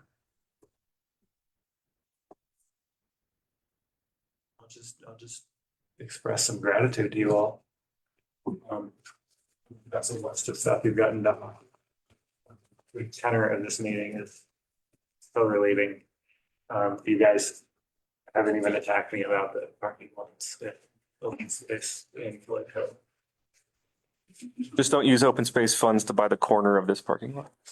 Yeah, what has happened with that, actually, by the way? Is it, has there been a decision? It was the only pot of money I had to buy it. Oh, yeah. I mean, I wasn't trying to start it. That was a joke. Georgetown really value that property and they do pay into this fund. Which one are you talking about? Well, It's this, It's a- that's right behind. Hill, that's right back there. Chimney Rock, right? It's not for the amount of money she wants for it. It's a crazy amount of money. Exactly. There, It's a crazy What's amount. the price? there's a reason that. Oh, it's like negotiations. Oh, Lord. But there's also a reason that I asked for us to live, and it's because it's not built on. And it's a wonderful place to be. If you haven't been there, I suggest you check it out. People of Georgetown really value it. They're about 1/10 of the population and more than that of the property tax base that pays into this. We also bought the Notch Trail and all kinds of stuff, so it's not like they're underserved. That's right. We I'm Yeah, just no. gratified that she's asking such a exorbitant amount of money because nobody's gonna pay that. And so. then Nobody you say- has it. The sign's no longer there. But that's right. Oh, the sign's I gone. don't know, last week or so. I know. How much? You never know. Maybe not even that, not even an acre. I don't think. Okay. Yeah. That's what I kind of had in my head. Okay, interesting. Oh, yeah, you came on with it like. Sorry, I did not mean for that. And thank you, Get a dig out the there. voters of your county and But George, we also bought stuff back here. We bought the stuff up Capitol Prize. We bought a lot of stuff in Georgetown. Yeah, no, I'm just saying that we bought a lot for Georgetown. Georgetown is doing okay. We also actually, which is probably, we bought we helped them buy lot 82, 83, Beth, 83? That's down by where the tennis courts are. And we bought the piece next to the winery. There was a piece behind that where the creek runs through. We've helped them buy a bunch of stuff over the years. So we served Georgetown. Thank you all. Thank you. Thank you. There being nothing Thanks, further, Megan. we adjourn. I think you can expect to see these on a consent agenda coming soon. great. Fantastic. Thank you, guys. Thank you. Thanks, everyone. Am I good to close the Yeah. meeting? Yes. Yes. Bye, thank you, Megan. Michelle. Bye. Oh, so it's our turn. Our. R20. Thanks, Megan. Thank you. Called the- I moved it to consent.